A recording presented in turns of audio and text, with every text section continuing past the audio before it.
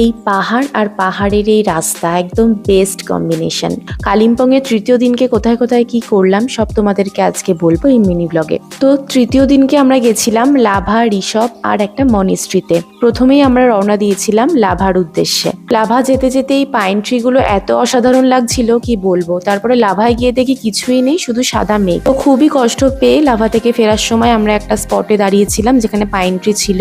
ওখানে একটু হেঁটে তারপরে আমরা লাঞ্চ করে আবার চলে গেছিলাম মনিস্ট্রিতে। মনিস্ট্রিটা খুব পিসফুল ছিল আর খুব সুন্দর একটা জায়গা ছিল। তারপরে ভেতরে ঢুকে খুব শান্তি করে সবকিছু দেখলাম।